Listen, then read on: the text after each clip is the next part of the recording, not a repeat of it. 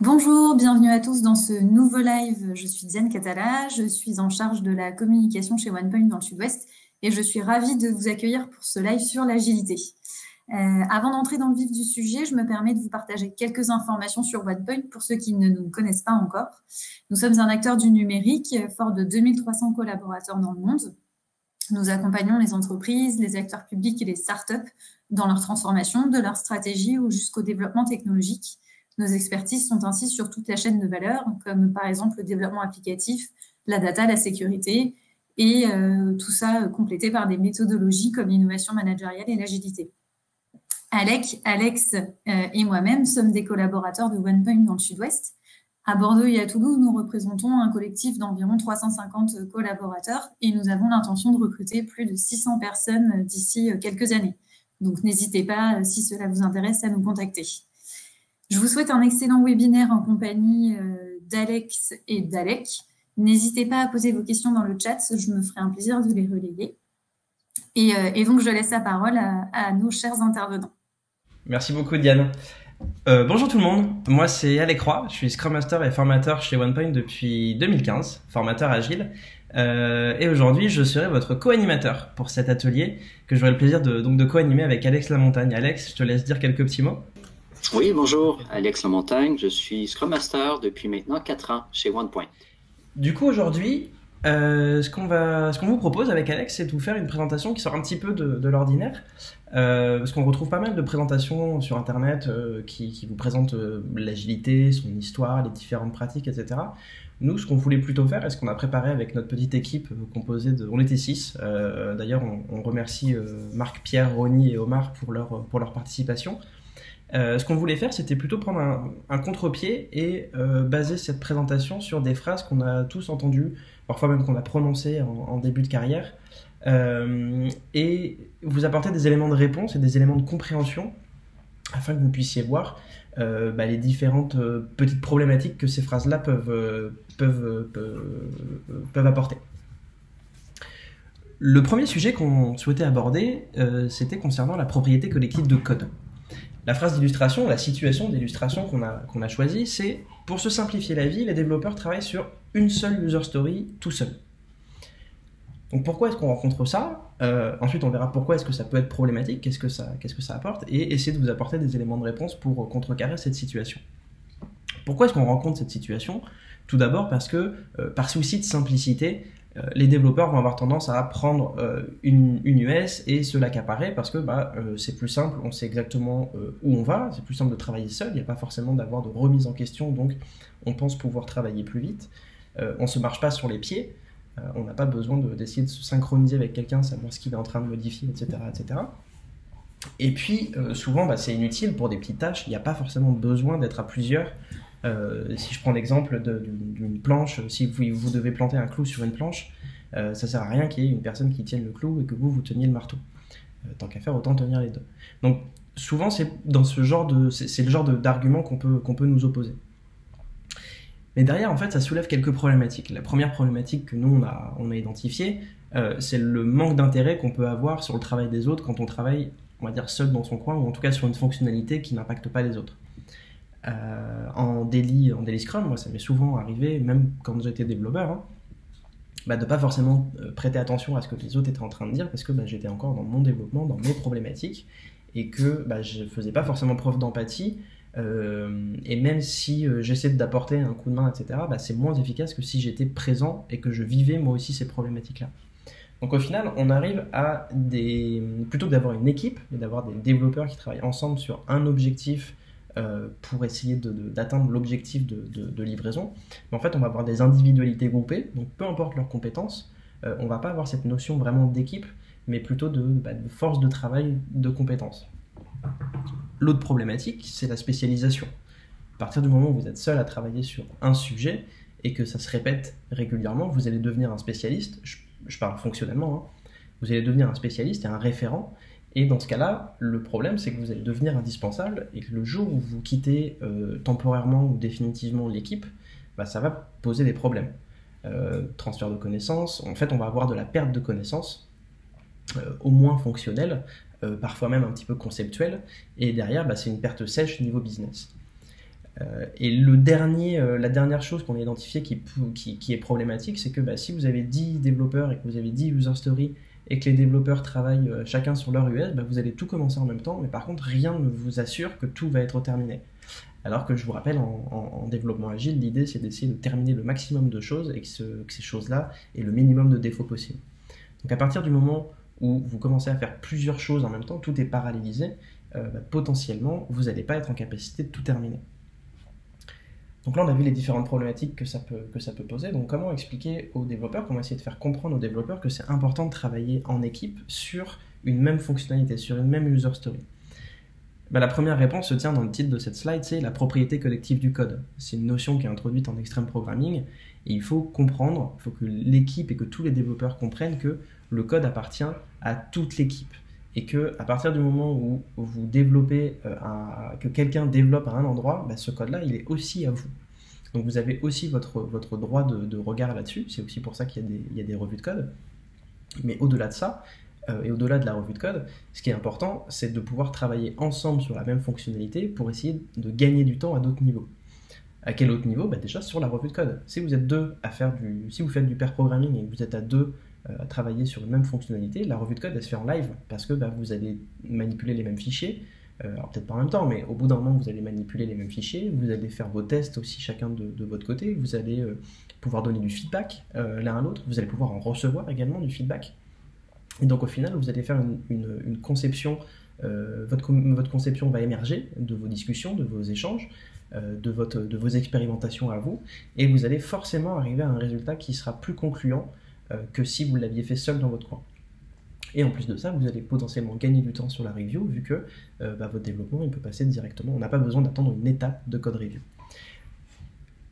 Au fur et à mesure, parce que ça vient pas, le fait que ça soit bien, que le rouage soit bien huilé, ça vient pas tout de suite.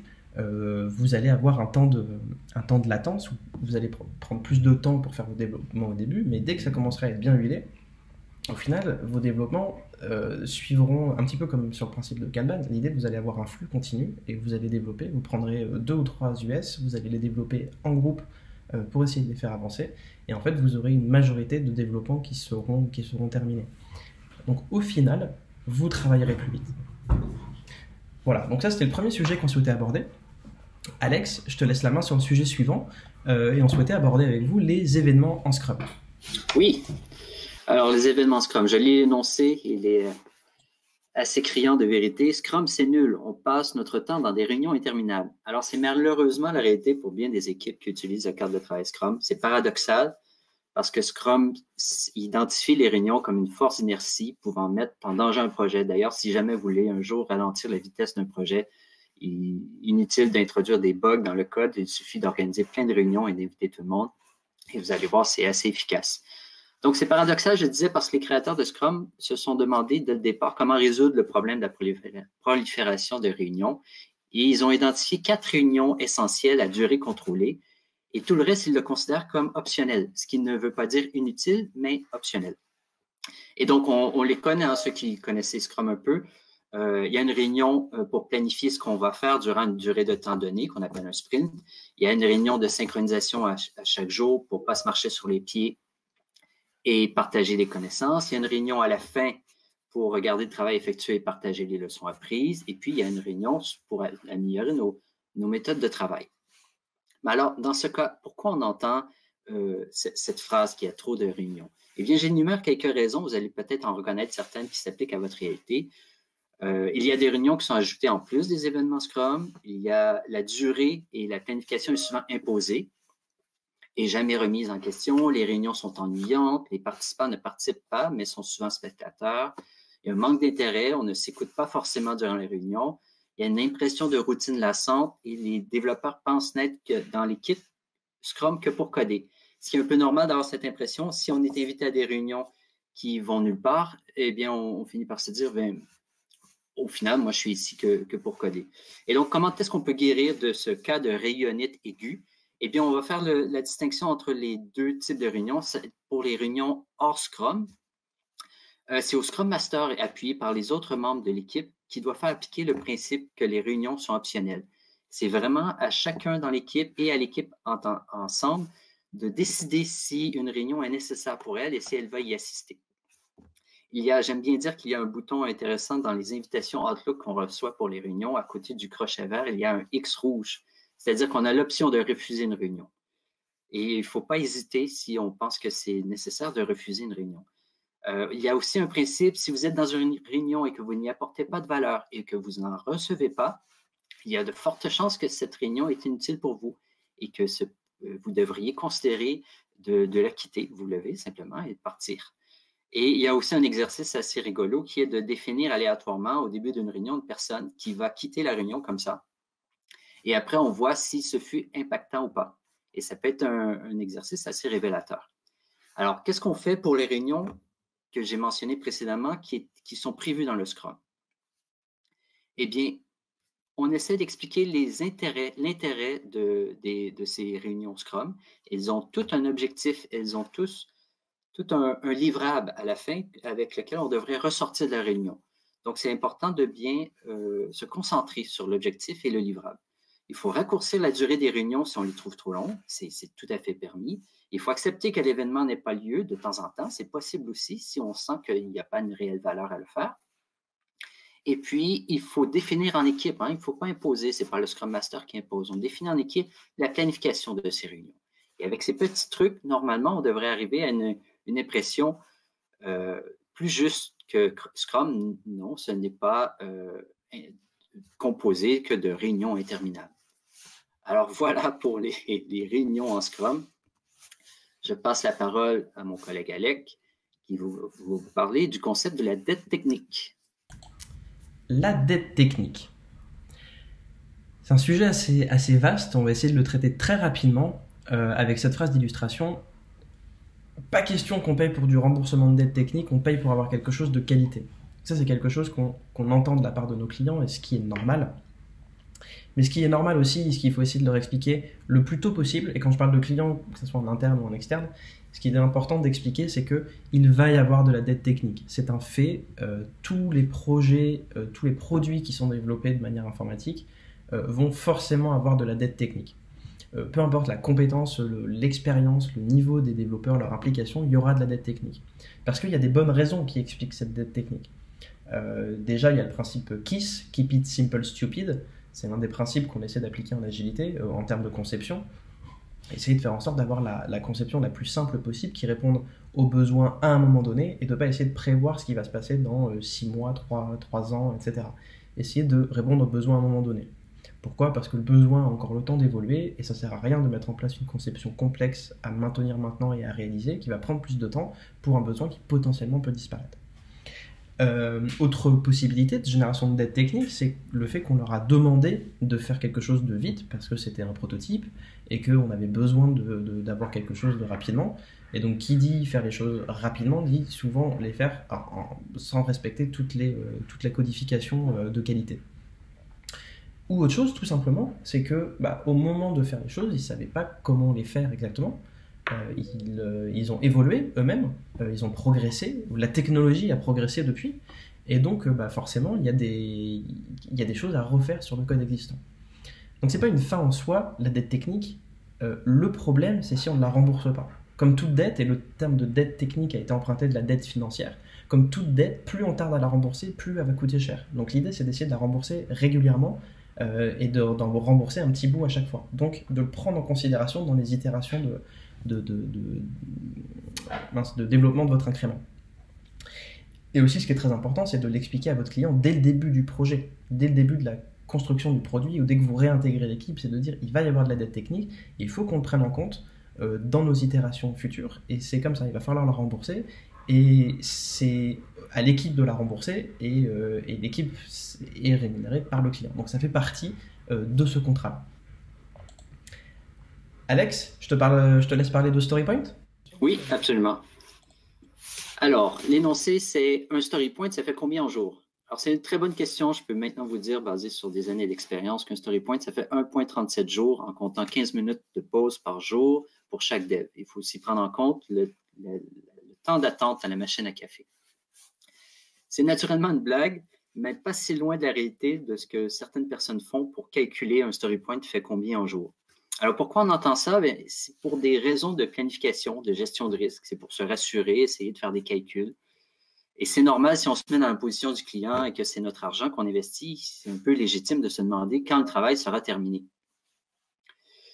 Mais au final, ça n'a aucune valeur parce que l'estimation en jour est une méthode trop précise. Il y a trop d'inconnus qui ne seront découverts que bien plus tard dans le projet. Alors, on se retrouve à faire des estimations bidons et on prend des hypothèses souvent on sait au départ qu'elles sont fausses.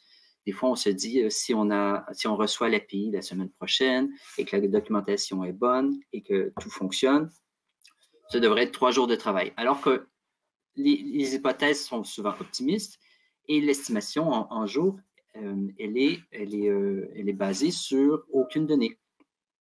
Et donc, on se retrouve dans des situations de mesures approximatives. Et ce qu'il faut comprendre, c'est que le StoryPoint nous permet de sortir de ce piège et de fonctionner en relatif. D'ailleurs, selon Mike Kahn, qui est une figure prédominante en agilité, pour lui, un StoryPoint, c'est un amalgame qui prend en compte le risque, la quantité de travail à faire, l'incertitude et la complexité.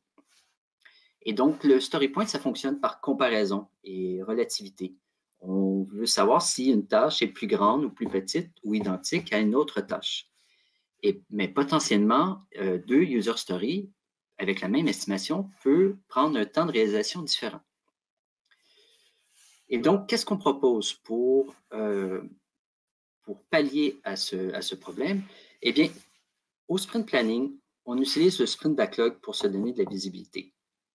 Si on va aller au-delà de ça, il faut accepter qu'il y a une marge d'erreur, que le StoryPoint donne une approximation et qu'une estimation, ce n'est pas un engagement, mais c'est plutôt une idée de taille. Donc, avec le StoryPoint, on a une idée de la taille du travail qui reste à faire. Et avec ça, on peut faire des prévisions sur la date, pas la date, mais le temps, le moment où le projet se terminera.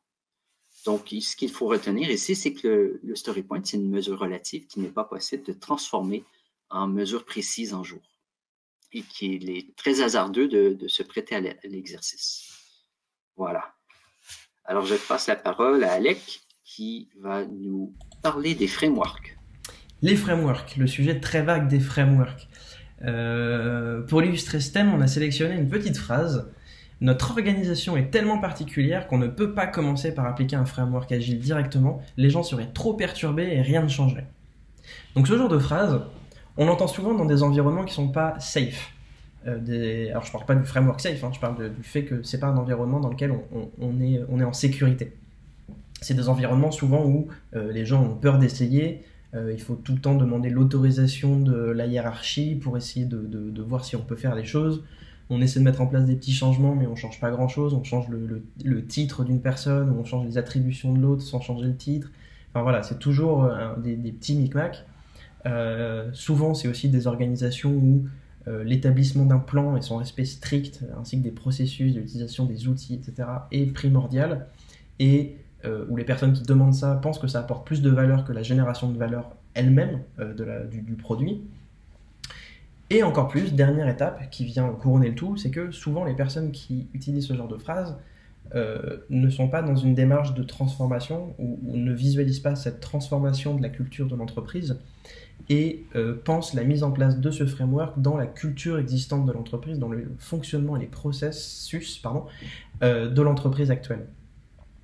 Donc c'est quelque chose qui est assez biaisé. Comment répondre à ce genre de questions? Comment essayer de comprendre pourquoi est-ce qu'il faut commencer par appliquer un framework quand on commence à essayer d'appliquer une transformation agile? Première chose, déjà s'assurer que l'agilité et les frameworks agiles associés sont en adéquation avec les objectifs. Donc redéfinissez les objectifs et à partir de là, on peut définir une stratégie de transformation agile de l'organisation.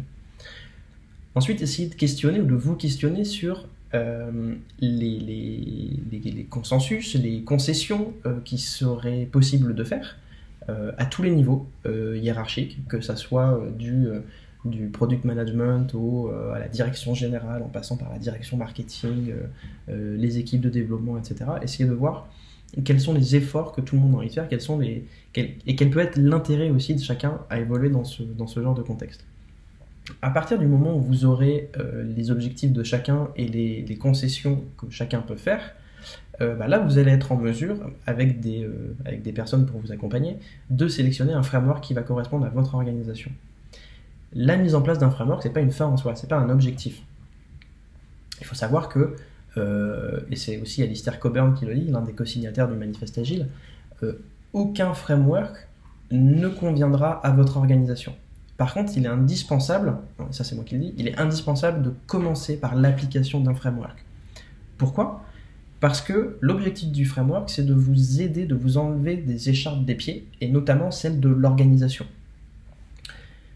Si vous appliquez un framework, vous n'avez plus à vous poser la question de comment est-ce qu'on va être censé, comment est-ce qu'on va fonctionner, comment on va s'organiser. Le framework le fait pour vous. Vous n'avez plus à vous concentrer que sur deux choses, qu'est-ce qu'on va faire et comment on va le faire. Comment on va s'organiser pour le faire, ça c'est réglé. Et c'est ce qu'on cherche à faire. On veut avoir de la valeur, donc le quoi faire, et on veut avoir de la qualité, donc comment le faire. Et c'est la seule chose qui prime surtout pour le moment. Donc ça vous permet de vous concentrer là-dessus. Comme je vous disais, c'est pas une fin en soi, c'est pas un objectif d'appliquer un framework. Ça doit juste être un moyen au début pour pouvoir commencer. Et après, au bout d'un moment, au bout d'une certaine expérimentation, vous allez pouvoir adapter ce framework-là, faire en sorte qu'il corresponde un peu mieux à vos attentes, un peu mieux à votre stratégie, un peu mieux aux concessions que vous êtes en train de faire, essayer de réarrondir les angles, faire en sorte que tout le monde soit satisfait, quitte à la fin à complètement vous abstraire de ce framework-là et de créer votre propre framework, votre propre cadre de travail au sein de votre organisation. Ça, c'est pas un problème. Mais il faut toujours essayer de commencer et de se baser sur des frameworks existants parce que toutes les questions que vous allez vous poser, tous les obstacles auxquels vous allez vous confronter ont déjà été rencontrés par d'autres personnes et ils ont déjà réussi à théoriser et à mettre en place des outils qui vont vous permettre d'avancer. Autre chose dans l'application d'un framework, ne l'appliquez pas globalement à toute la structure. Vous allez sans doute échouer à mettre ce plan à l'œuvre parce que forcément vous allez avoir trop de sujets à traiter, vous n'aurez pas de contre-exemple, vous allez avoir des problématiques. Donc plutôt que d'essayer de le diffuser au sein de toute l'organisation, essayez de sélectionner un pan de l'organisation sur lequel on va appliquer tous les principes, toutes les valeurs, tout l'état d'esprit agile, ainsi que les pratiques du framework qui vont être proposées, etc., etc. C'est absolument indispensable de ne pas le faire globalement pour éviter l'échec. Voilà pour ce sujet-là. Alex, je te laisse évoquer le sujet suivant sur le cadencement des itérations.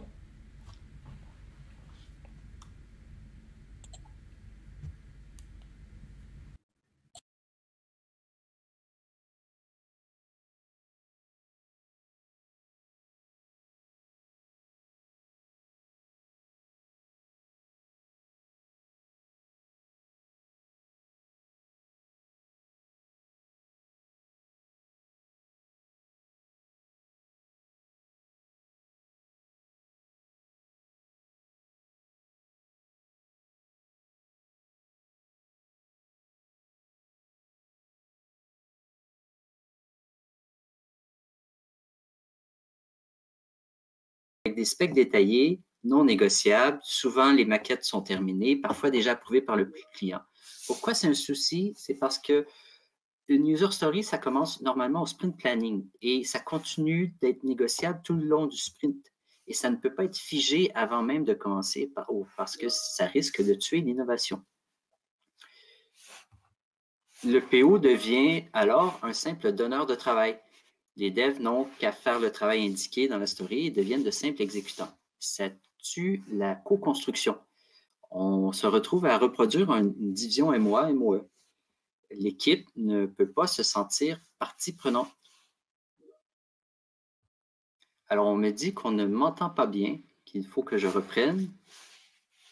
Est-ce que le problème est résolu? On reprend depuis le début. D'accord. Alors, je reprends. Vous aurez le plaisir de m'entendre une seconde fois. Je relis l'énoncé. Pendant le sprint, le product owner rédige les user stories du sprint N+1. Les développeurs développent le sprint N. Le métier recette le sprint N-1 et les ops préparent la livraison du sprint N-2. Alors, cet énoncé est très intéressant parce que, à mon avis, il donne une impression d'une organisation très efficace, une espèce de jeu d'engrenage d'une machine bien huilée. Alors, pourquoi est-ce que c'est une illusion? Pour le comprendre, il faut décortiquer l'énoncé. On va commencer par la première partie. Le PO rédige une user story du sprint N+1. Alors, on imagine qu'il travaille sur les stories du prochain sprint et prépare des specs détaillés non négociables parce qu'ils sont bien figés, les maquettes sont peut-être terminées et parfois déjà approuvées par le client. Et donc, le problème avec ce scénario, c'est que la négociation de la user story, normalement, elle commence au sprint planning et elle continue pendant tout le sprint. Elle ne peut pas être figée avant même d'avoir commencé, au risque de tuer l'innovation. Et puis, le PO, il devient un simple donneur de travail. Les devs n'ont qu'à faire le travail indiqué dans la story et eux, ils deviennent de simples exécutants. Ce n'est plus une co-construction. Alors, la seconde partie de l'énoncé, c'est les métiers recettes, le sprint N-1.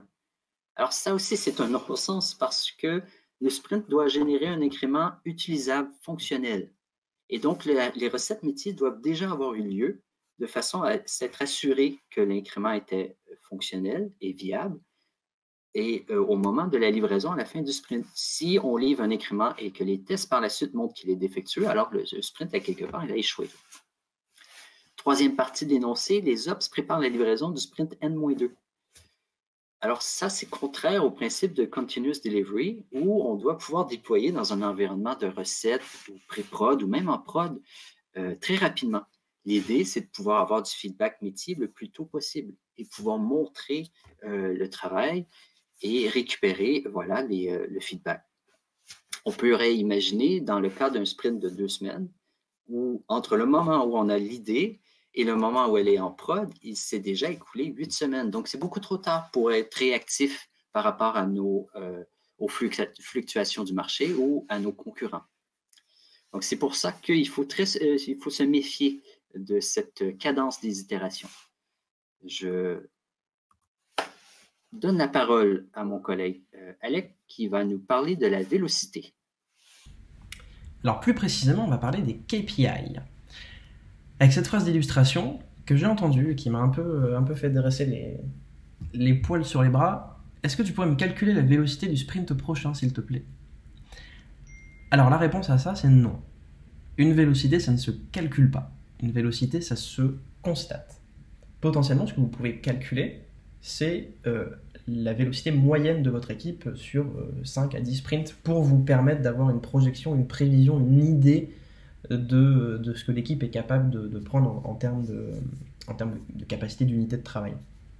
Et je parle vraiment de 5 à 10 parce qu'une équipe qui débute au bout de 5 sprints, si on est en Scrum, elle n'a toujours pas une vélocité moyenne, elle est toujours en train de se chercher. Donc il faut attendre un certain temps pour avoir une vélocité moyenne.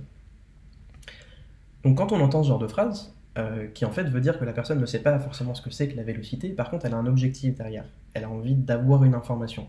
Et bien c'est ça, essayer de comprendre quelle est l'information que la personne cherche à avoir. Est-ce qu'elle cherche à savoir quand est-ce que telle fonctionnalité sera livrée, ou elle cherche à savoir si une deadline va être respectée, à savoir est-ce qu'on a suffisamment de valeur. Elle cherche à comprendre quelque chose et essayer plutôt de creuser ça.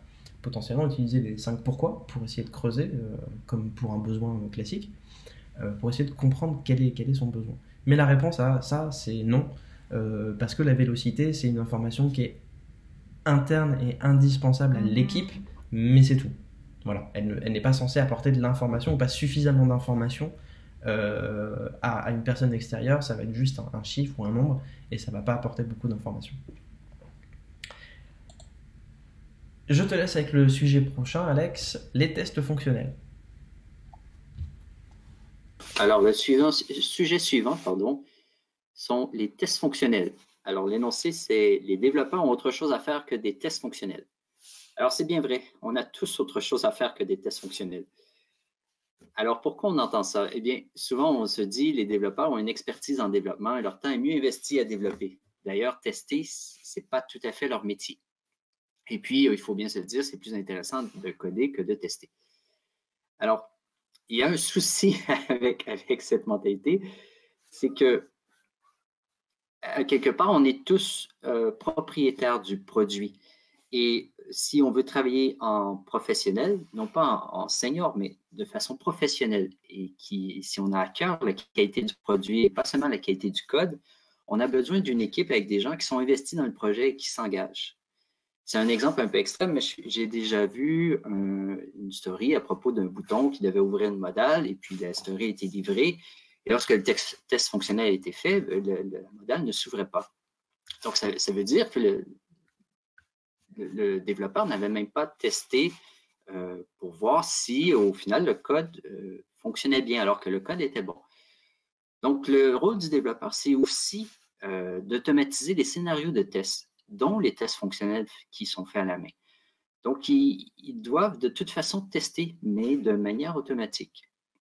Et puis, chaque membre d'une équipe agile doit pouvoir filer un coup de main à tout le monde à son propre niveau. Rédiger des scénarios de tests, c'est effectivement une spécialité, mais suivre les scénarios de tests et les valider, c'est un peu tout le monde qui peut le faire dans l'équipe. Et c'est important qu'on puisse s'entraider. Il n'y a pas vraiment de silo pour... s'il faut le faire, mais il faut que quelqu'un puisse mettre la main à la tâche. Donc voilà, c'est vraiment un principe, en anglais, on dit de ownership, de s'approprier le produit et d'avoir à cœur une bonne qualité, en faisant, entre autres, des tests fonctionnels. Ça fait partie du métier. Alec, tu vas maintenant nous parler du rôle de Scrum Master. Le Scrum Master, c'est un peu un chef de projet, mais un peu plus cool. Ça, je sais que c'est une phrase qui te plaît bien. Pareil, qui me hérisse un peu les poils. Le Scrum Master et le chef de projet sont deux rôles complètement différents. Mais vraiment complètement différents. Potentiellement, les personnes qui incarnent ces deux rôles vont avoir besoin d'avoir des traits communs. Les traits communs, c'est le fait que ce soit de bons communicants, le fait que ce soit des leaders naturels, le fait qu'ils soient bien organisés. Ça, c'est ce qu'ils ont en commun. Mais après, sur leurs attributions, on est vraiment sur deux univers différents. Comment comprendre et faire comprendre que c'est des univers différents? C'est tout simple. Je vais vous lister les différentes responsabilités de chacun et vous allez voir que ça n'est pas du tout la même chose. Le chef de projet, quelle responsabilité a-t-il? Il doit s'assurer que le périmètre du produit est respecté, que le budget est respecté et que les limites temporelles sont respectées. Ça n'est pas le rôle du Scrum Master. Le Scrum Master doit s'assurer que Scrum est bien appliqué. Scrum Master, donc il est un référent dans l'application du framework Scrum, et il doit s'assurer que le framework est respecté. Le périmètre du produit, c'est le Product Owner qui s'en charge. Le respect des budgets, c'est le Product Owner qui s'en charge. Le respect des limites temporelles, c'est le Product Owner et les développeurs qui s'en chargent. C'est pas le Scrum Master. Le chef de projet gère l'organisation du projet, donc comment l'équipe s'organise. Là, pareil, le Scrum Master ne s'occupe pas de ça, il peut donner des conseils, mais c'est les développeurs qui décident de leur organisation.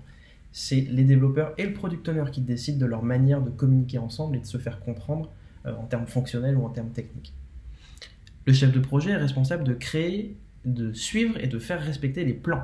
Là, pareil, le Product Owner va lui-même créer sa roadmap prévisionnelle et il va l'alimenter au fur et à mesure des incréments que les développeurs auront fournis.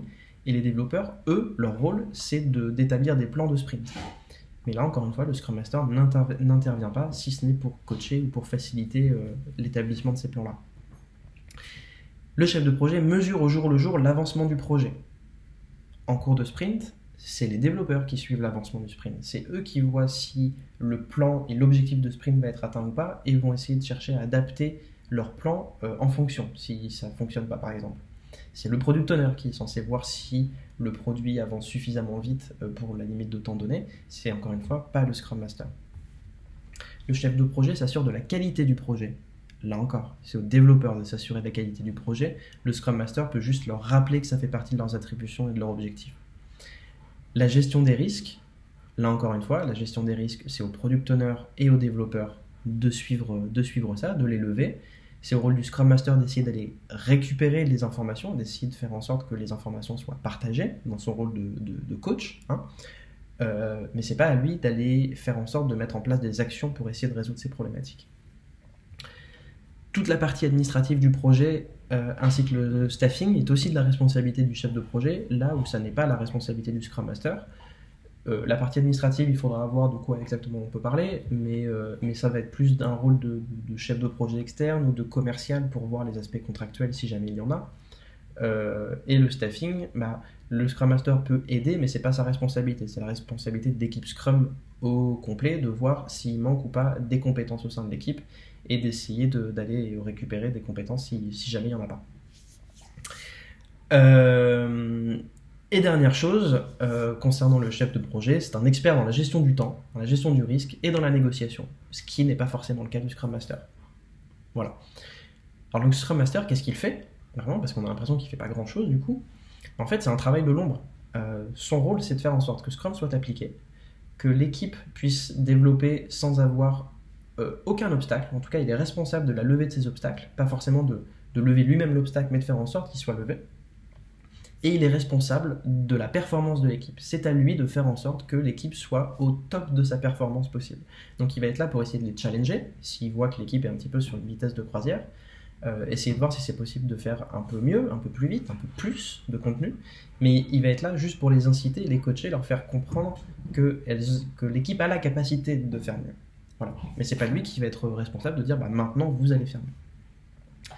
Donc vraiment voilà, il faut essayer de comprendre que ce sont deux rôles complètement différents et que lorsque vous voyez quelqu'un qui propose un poste ou qui dit qu'il est chef de projet / Scrum Master, souvent c'est une personne qui ne comprend pas forcément le rôle de Scrum Master, parce que le rôle de chef de projet on comprend à peu près tous, mais le rôle de Scrum Master étant un petit peu moins bien défini, un petit peu moins bien connu, souvent on se trompe. Voilà pour ce sujet. Bah écoute Alex, je te laisse passer... on reste sur Scrum et on va le comparer au cycle en V. Je te laisse aborder le sujet. Merci. Le sujet suivant concerne Scrum versus le cycle en V. Alors, l'énoncé, c'est l'agilité ou Scrum, en fait, c'est plein de mini-cycles en V. Je l'aime beaucoup, celle-ci aussi, parce qu'à première vue, il n'y a pas vraiment de problème avec cette affirmation. Après tout, en sprint, on planifie le travail, on fait le travail en incluant des tests, puis on inspecte le travail et puis on planifie le prochain sprint. Il y a une sorte d'apparence de mini-cycle en V. Pourtant, c'est une illusion ici aussi. Il y a une différence énorme entre l'agilité, qui est un processus itératif, et le cycle en V, qui est un processus incrémental. Donc, je vais m'expliquer par un exemple. Si on imagine qu'on débute un projet avec le client, déjà décidé de ce qu'il voulait dans les moindres détails. Il sait le produit qu'il veut obtenir. Et en fait, souvent, on va avoir déjà les spécifications détaillées qui sont rédigées, des maquettes qui sont déjà prêtes. Et comme l'agilité en ce moment, c'est à la mode, on essaie d'en faire quand même et de trafiquer un peu les choses pour l'utiliser sur notre projet.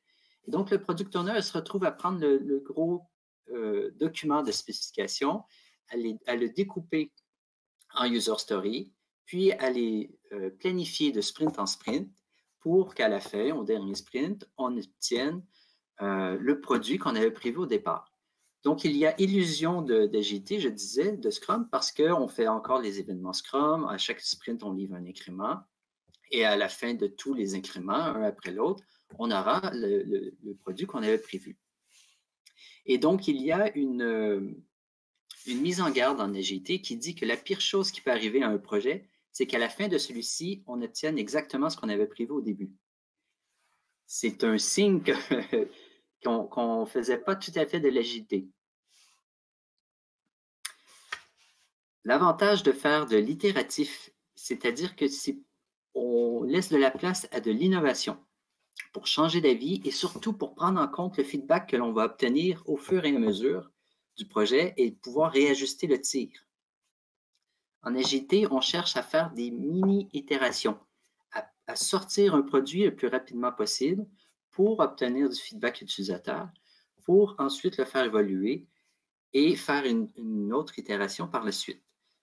L'agilité cherche à reproduire le plus rapidement possible, à produire le plus rapidement possible, ce qu'on appelle un release. Et donc, par la conception, la construction et l'utilisation de ce release, on va utiliser le feedback pour bien orienter la prochaine itération.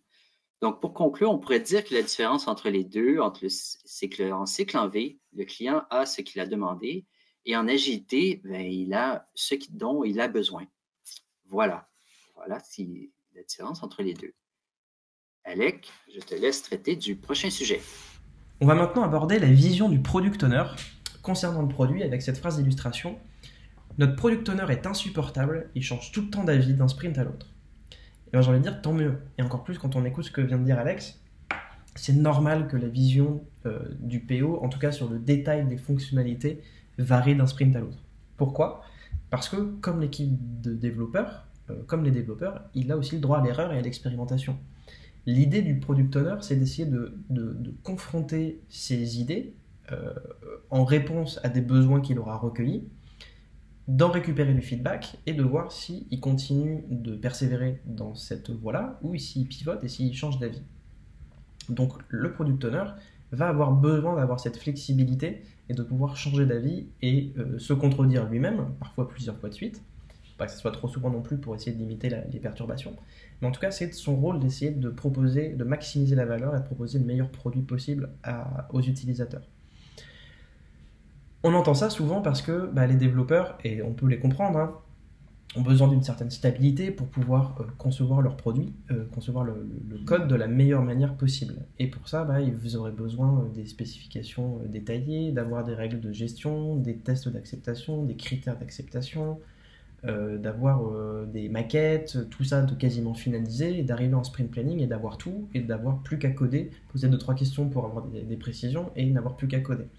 Sauf que le rôle du développeur agile, c'est pas ça. Le rôle du développeur agile, c'est d'essayer de travailler avec le product owner. On a vraiment le product owner qui a la connaissance métier, le développeur qui a la connaissance technique, et ensemble, ils vont essayer de développer une solution. Et c'est vraiment la co-construction des deux rôles, du product owner et des développeurs, qui permet d'avoir un outil qui est la solution la plus adaptée en termes de budget, de contenu, de fonctionnalité, etc. Donc le développeur doit aussi comprendre qu'il a un rôle à jouer dans cette conception et qu'il doit aussi accepter de ne pas avoir un plan précis et que les spécifications vont se détailler au fur et à mesure du sprint. Voilà, ça c'est un fait.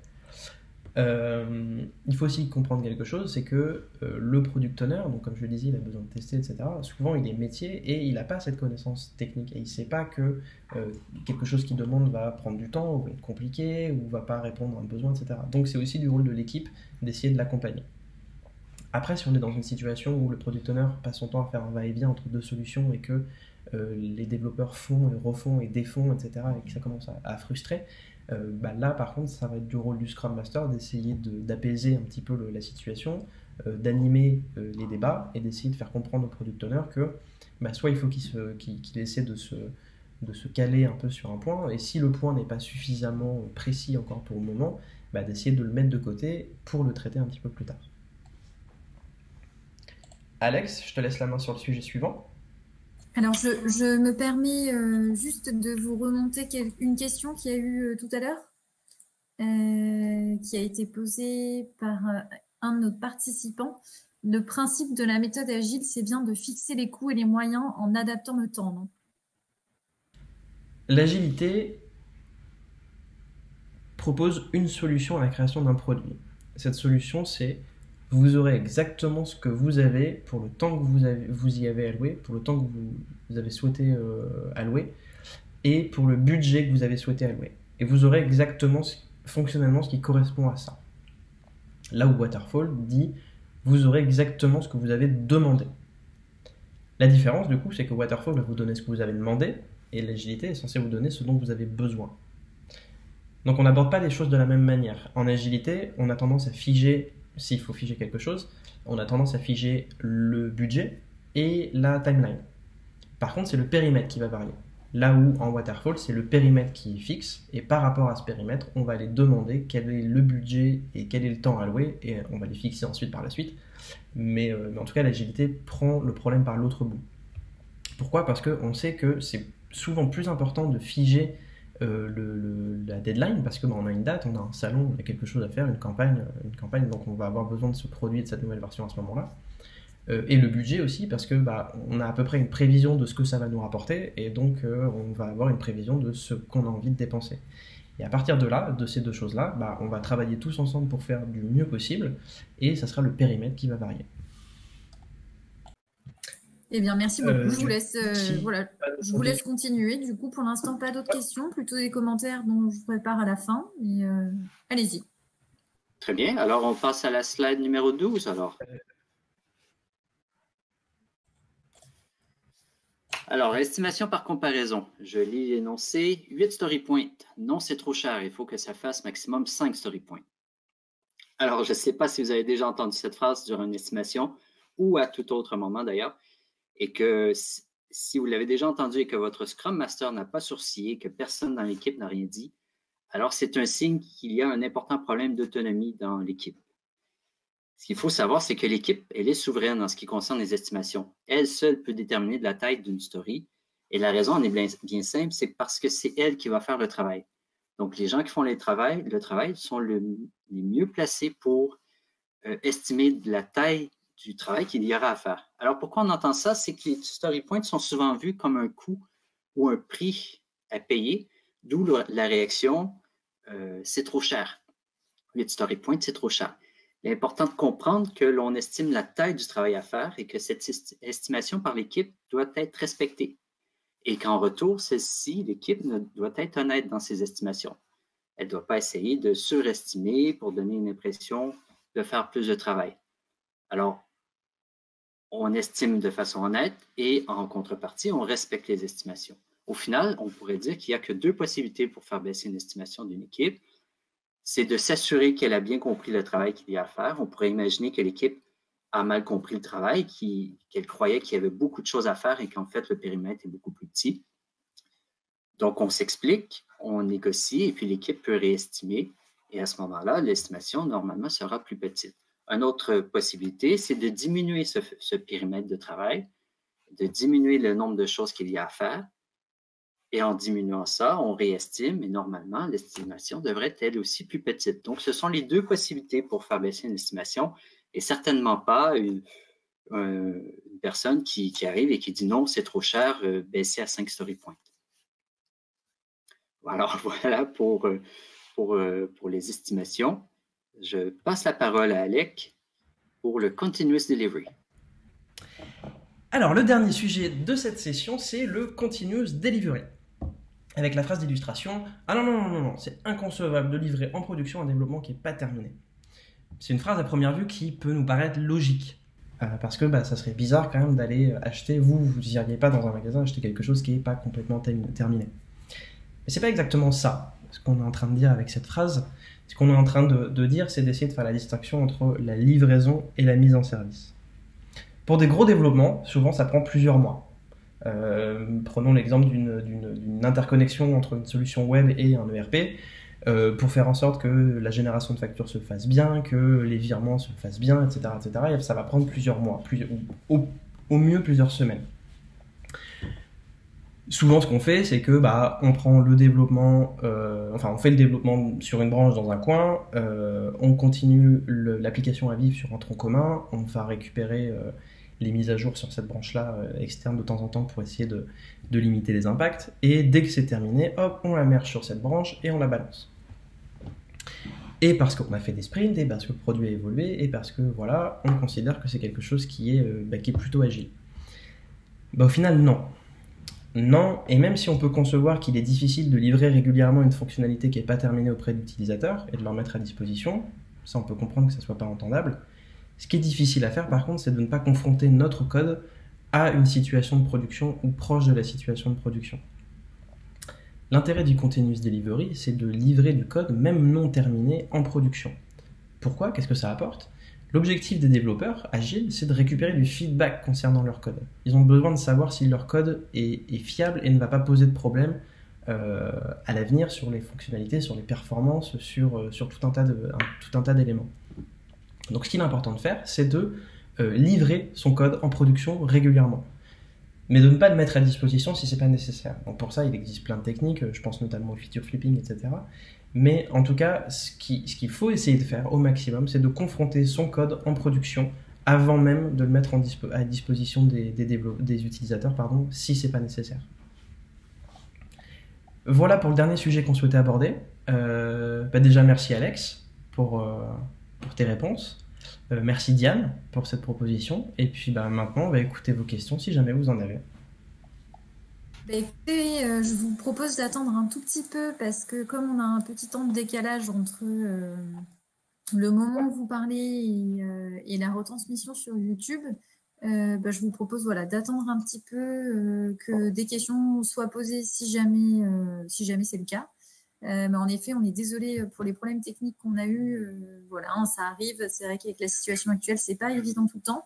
Mais un grand merci à Florent qui est à la régie et qui fait tout son possible pour essayer de résoudre tous ces petits problèmes. On essaiera d'ajuster les moments où on a moins entendu Alec. Et puis, de toute façon, si vous avez des questions, même après là qu'on ait fini le live, n'hésitez pas à les poser dans le chat ou même à contacter sur LinkedIn Alec et Alex, ils se feront un plaisir de vous répondre de toute façon. Du coup, écoutez, on attend encore un petit peu de voir s'il y a des questions, mais en tout cas, Alec et Alex, un grand merci pour cette intervention. Merci à vous. On a eu des commentaires très, très sympas de dire que on a eu des commentaires comme quoi c'était coûteux au niveau des scénarios, mais que ça permettait d'éviter bien des problèmes ultérieurs, par exemple des anomalies de production qui sont coûteuses en justification et en temps, surtout niveau process client. On avait aussi comme quoi la méthode Agile Scrum est tellement complexe et longue à mettre correctement en place. Vous le savez mieux que personne. Puis, écoutez, j'ai l'impression que pour l'instant, on n'a pas de questions. Ah, ça y est, on a une question qui est arrivée de Nicolas. Est-ce cohérent, normal de travailler avec des points de complexité sur un projet et qu'après coup, on nous demande le temps passé en jours-heures pour la facturation client? Vas-y, je t'en prie.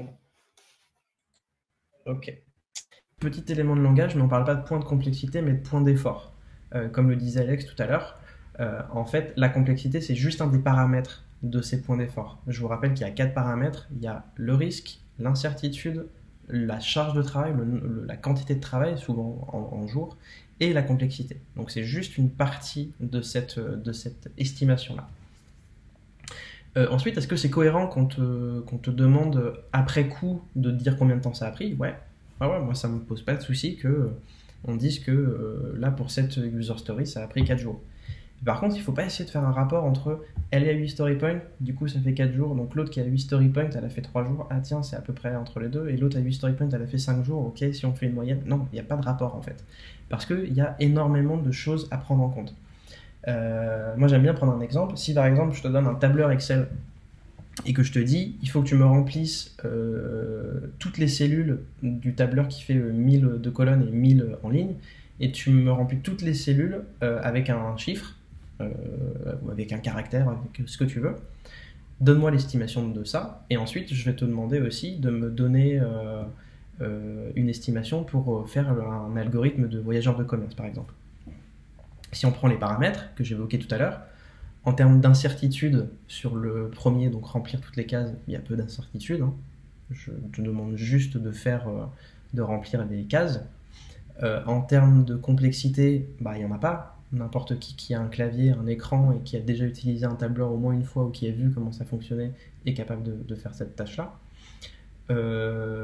En termes de risque, il n'y en a pas non plus, ça ne va pas changer grand-chose à notre business. Par contre, en termes de temps, ça va être monstrueusement long, parce que 1000 fois 1000, ça fait quand même 1 million, donc je vais te demander de renseigner 1 million de cases. Ça risque de prendre un petit peu de temps. Et ensuite, dans le cas du voyageur de commerce, l'incertitude, il peut y en avoir un petit peu si on ne le connaît pas, donc il va falloir se renseigner sur comment est-ce que ça se fait. Les risques, je vais le mettre de côté parce que business, il n'y en a pas. Complexité, c'est pas quelque chose de très complexe dans la mesure où tout le monde l'a déjà fait et on peut récupérer des sources sur internet, on peut au moins en termes d'algorithmique, mais c'est quand même vachement plus complexe que ce qu'on a pu voir tout à l'heure avec notre tableur. Et par contre en termes de temps, c'est quelque chose qui va être assez rapide, parce que je pense qu'en une petite journée, en se renseignant bien sur internet, on est capable de mettre en place un algo dans la techno de notre choix qui permettent de faire le voyageur de commerce.